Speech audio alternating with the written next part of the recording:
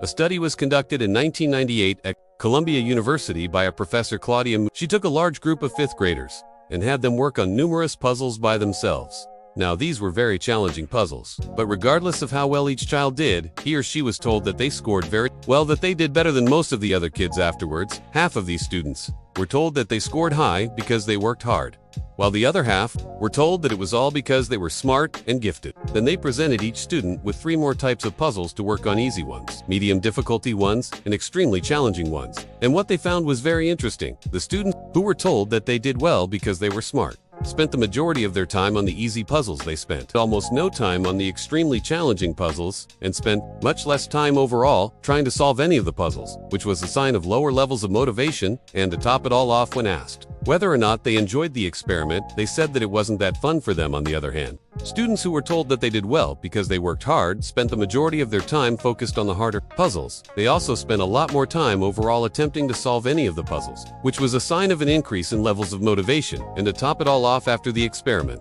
they said that they actually enjoyed the entire experience. So what can we learn from this study? Well, there's a concept called the locus of control, which is essentially the degree to which you believe you have control over your life. The kids who were told that they did well because they were smart and gifted were led to believe in what's called an external locus of control. They were led to believe that factors outside of what they could control were the reason they did well, right? You can't control whether or not you're born smart. On the other hand, the kids were told they did well because they worked hard started to believe in what's called an internal locus of control. They believed that it was factors they controlled that led to their outcomes. It was their hard work and their extra effort that allowed them to do well on the puzzles, right? Because how much work you put into something is something that you have complete control over. Now, studies on the locus of control, like this one, have found time and time again that having an internal locus of control is the key to staying motivated.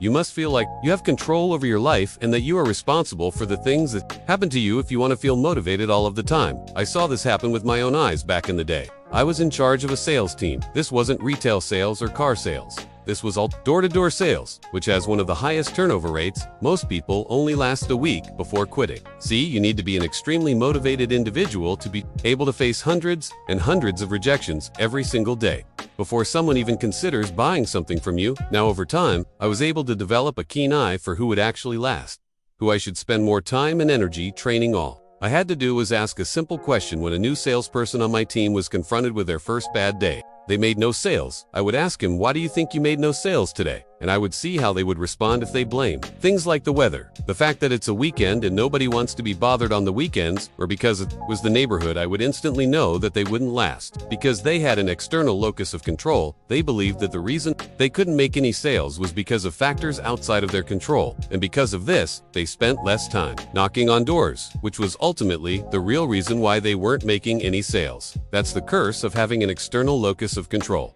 When you feel like nothing you do matters, you stop working, you stop trying, because what's the point of trying when the world's conspiring against you, right? So how do we adopt an internal locus of control so that we can start feeling motivated all of the time?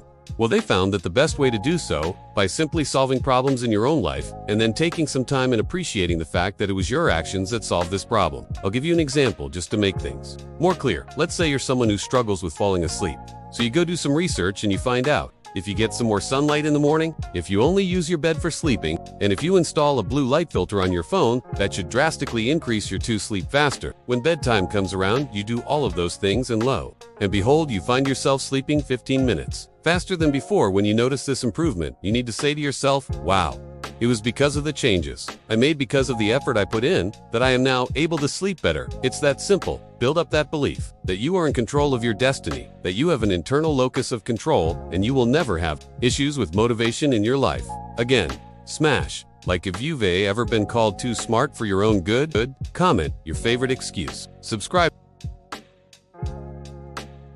for more life hacks that don't suck. Share with that gifted friend who's now a couch goblin.